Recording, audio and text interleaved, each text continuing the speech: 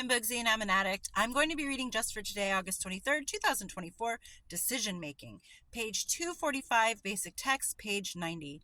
Before we got clean, most of our actions were guided by impulse. Today, we are not locked into this type of thinking. Life is a series of decisions, actions, and consequences. When we were using, our decisions were usually driven by our disease, resulting in self-destructive actions and dire consequences.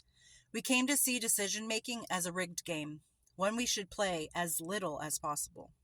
Given that, many of us have great difficulty learning to make decisions in recovery. Slowly, by working the 12 steps, we gain practice in making healthy decisions, ones that make positive results. Where our disease once affected our will and our lives, we asked our higher power to care for us. We inventory our values and our actions, check our findings with someone we trust, and ask the God of our understanding to remove our shortcomings. In working the steps, we gain freedom from the influence of our disease, and we learn principles of decision-making that can guide us in all our affairs. Today, our decisions and their consequences need not be influenced by our disease. Our faith gives us the courage and direction to make good decisions and the strength to act on them. The result of that kind of decision-making is a life worth living. Just for today, I will use the principles of the 12 steps to make healthy decisions. I will ask my higher power for the strength to act on those decisions. Okay, so there are positive and negative consequences. I'll give this example. You get to work on time, you do your job, you clock out, everything's kosher. You don't get fired, and you get a paycheck. Those are your positive consequences.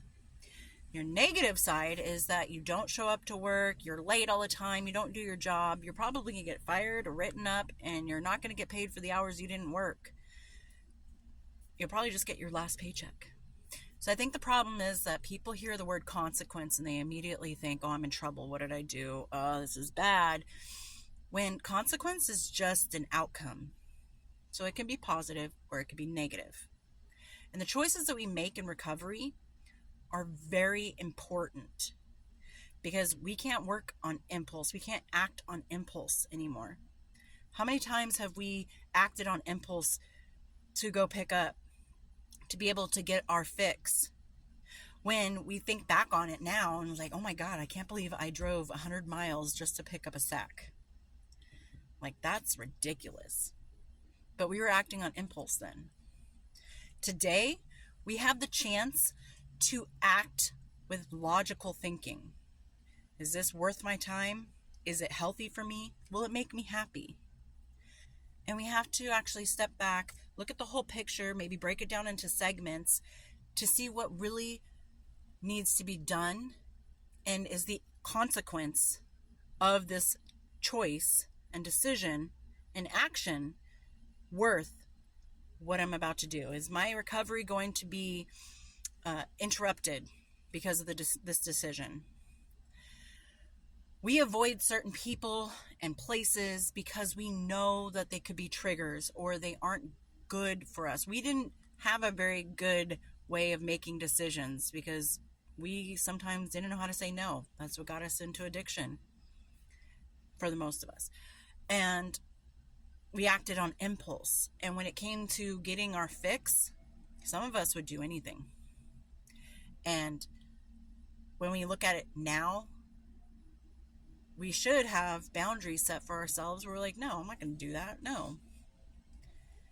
And you have to look at what needs to be done in your life to carry on your recovery in a very healthy and responsible manner. Like, for example, I only have X amount of money in my account. Rent's due and I need some groceries. But my friend just offered me a spot on this trip that they're having. I can pay for it right now and go on the trip, but I won't be able to pay for my rent and my groceries. I need to eat and I need a place to live. But when we act on impulse, we're like, yeah, I'll go. Then we realize later, oh, now I'm in debt or now I'm screwed. Now I've got to figure out a way to make up that money so that I can pay my rent and take care of my responsibilities.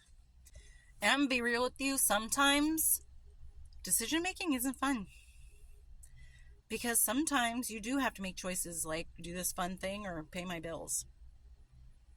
And the right thing to do is to pay your bills.